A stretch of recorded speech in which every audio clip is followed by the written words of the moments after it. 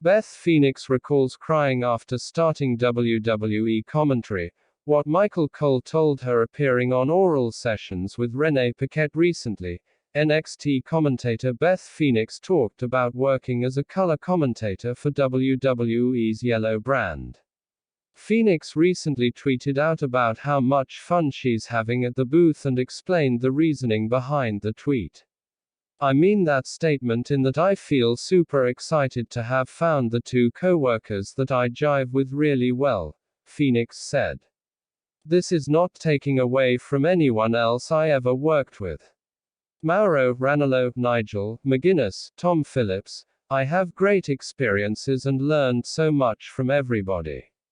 Including you, Renee. We had lots of fun. I learned so much. And what I know is wrestling. I liken this a lot to wrestling. And I feel like, when you're wrestling in the beginning, you take a little something from each opponent. Like, oh, I like the way they did that.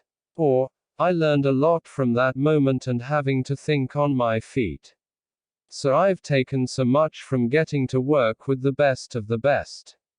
So being at the point now where also I feel I know the product so well, which is huge for me. Coming into NXT, it's such a fast-paced product. And I'm a kid of the 80s and 90s and I'm watching slower-paced matches, slower-paced style. When I started, I came home to Adam and I was crying. I was like, man, I can't keep up. I'm too old for this. I can't do it. And he was like, you just don't know it. And they don't know you. And also all the feedback was so toxically bad. And like, you suck. I had to block it out. I remember texting you about it 2 times and being like, I can't do this. And if you don't believe in yourself, then you definitely can't do it. Sometimes when the whole world doesn't believe in you, you've got to be the one who does, to keep going forward. I think that Michael Cole, I'll give him the credit on this, he said, what you need was reps. When the feedback was, you suck, I would just tell myself, Cole says you just need reps. Reps, reps, reps. So every time I was going to work, I was looking at it like when I was putting time in the gym. Beth, you're not going to get a body overnight. You're not going to break your bench press overnight. You've got to put in your reps. And so like, that's how I had to look at it when I wanted to cry and wanted to quit. I was believing all the hate. I had to be like, you go in there, you do your workout and you're going to break your bench press record. And I put out the tweet the other day because I just had fun at the desk. And I told Vic this and I told Stu this. I had fun and I've been waiting for that. I've been waiting for the moment where I can sit down and the red light's on and I'm not a deer in the headlights and terrified about what I'm going to say. I just had fun because I felt safe with two people that elevate me and I have great people on the headset that elevate me. We just had fun. During the COVID-19 pandemic, Phoenix provided color commentary remotely from her home.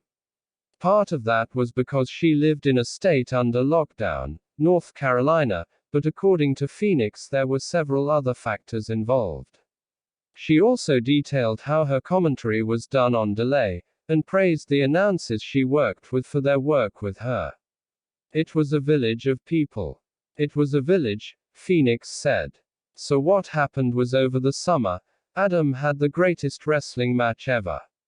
And my mom has a heart condition, she had a triple heart bypass, she's like super high risk. And the news is saying the world is ending and we're like, what is going on? So we had discussions, I think they were working and talking with all talent and like, who's comfortable with doing what. And in my situation I was like, I'm stuck guys. Adam's hurt, he just had his surgery. My kids aren't in school, my kids are remote schooling. And I can't get COVID because my mom lives alone and I help her.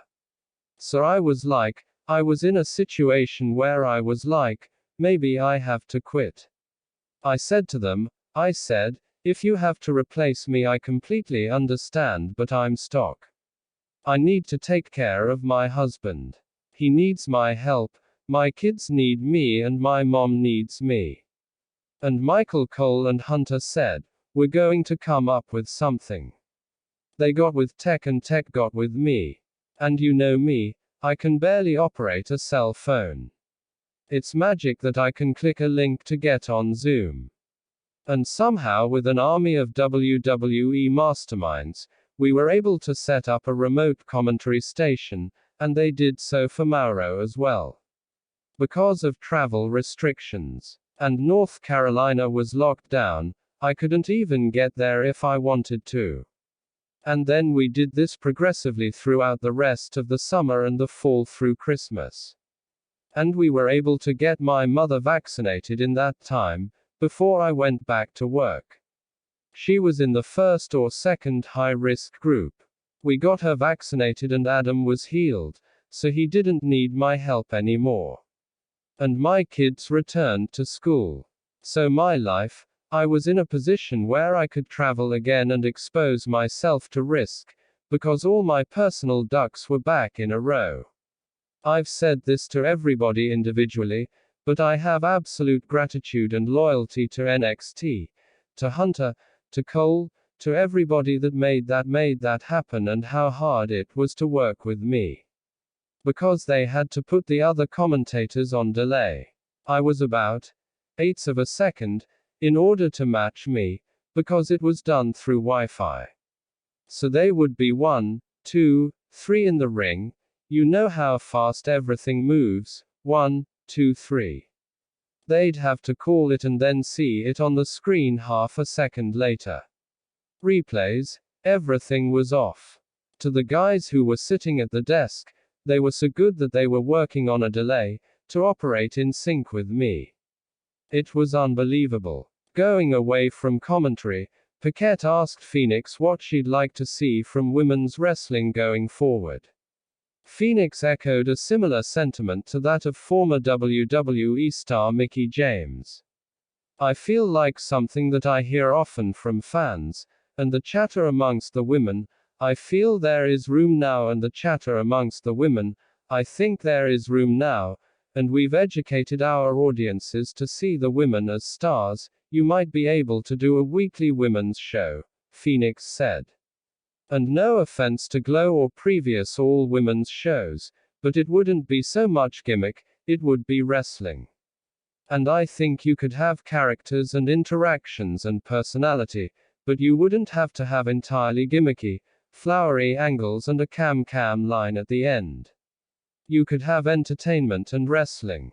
We have a need for content, a hunger and thirst for content like never before. We have wrestling every day of the week, between Impact, AEW and us.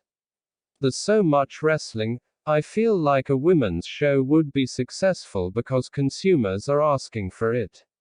I don't know what that looks like, I don't know what side of the pond would be willing to do something like that, but I think that would open up a lot of doors, also for women who aren't working for one of the big TV companies. They could have a place like, hey, I can come in and have a match with one of our big stars. You can get some newer faces featured and get more opportunities.